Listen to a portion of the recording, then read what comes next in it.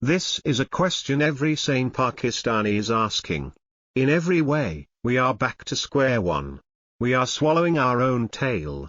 In March 2022, a former prime minister accused a high-level functionary in the U.S. State Department of interference in our domestic affairs. A strong démarche was issued to the U.S. government, which with practiced insouciance it ignored.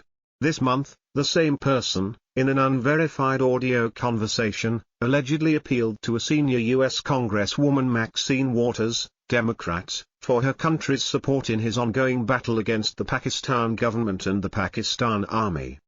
In April 2022, 123 PTI-MNAs resigned from their seats by writing under their hand.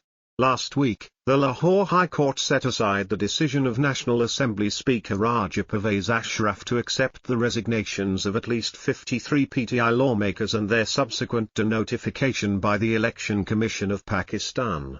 The Lahore High Court now wants the Speaker to hear out the relevant PTI members again and then take a decision regarding their resignations. If re-notified, they will return to the same parliament they rejected with vehement contempt last year. Pakistan's negotiations with the IMF have come full circle to their starting point. The desperately sought IMF tranche is still not in the treasury. We are as bankrupt as we were a year ago, despite window-dressing deposits by the Chinese, the Saudis and the UAE.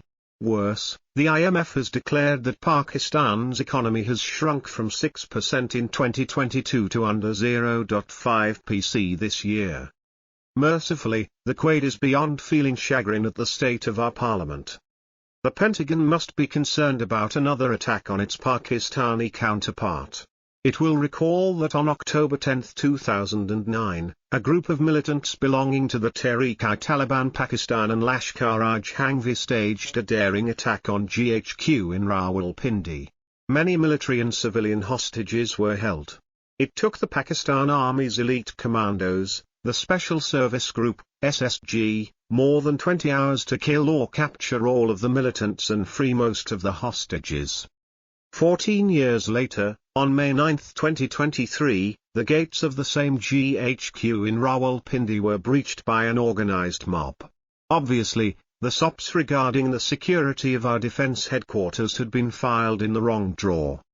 In June 2013, the house in Ziyarat, Balochistan, where the Quaid spent the last months of his foreshortened life, was incinerated. 10 years later, the house in Lahore which he bought but never occupied was torched by a rabble. Perhaps Jinnah was more prescient about his future in the country he created from verba non facta.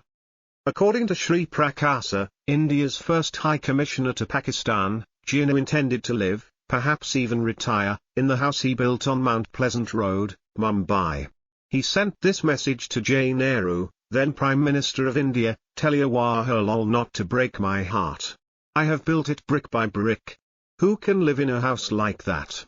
What fine verandas! You do not know how I love Bombay. I still look forward to going back there." Mercifully, the Quaid is beyond feeling chagrin at the state of decomposition of our parliament. He would have agreed with Oliver Cromwell's exasperation with the sparring parliament of his time. In April 1653, Cromwell led an armed force into the House of Commons, dissolving it with this dismissal: "You have sat too long for any good you have been doing lately. In the name of God, go." Many who are frustrated by the current maelstrom in our politics pray for some Cromwell-like figure to do away with our parliament. That is wishful thinking. Each khaki Cromwell in our history has proved a more pallid, ineffectual version of his predecessor. And to which political purgatory will he banish these impenitent parliamentarians?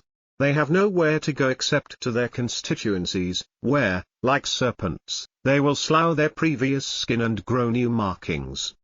The next general election already has a familiar malodor about it.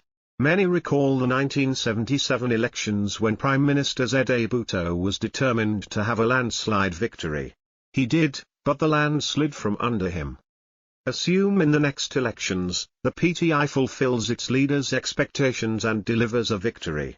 With more than a two-thirds majority, that will enable him to make changes to a constitution he has no use for anyway. A simple majority? He will still have to work with corrupt adversaries. Less than a majority? He might be tempted to imitate Bhutto in 1970 and reject the result's consequences. We are back to square one, swallowing our own tail. The writer is an author. www.fsajazadin.park. Published in Dawn, May 25, 2023.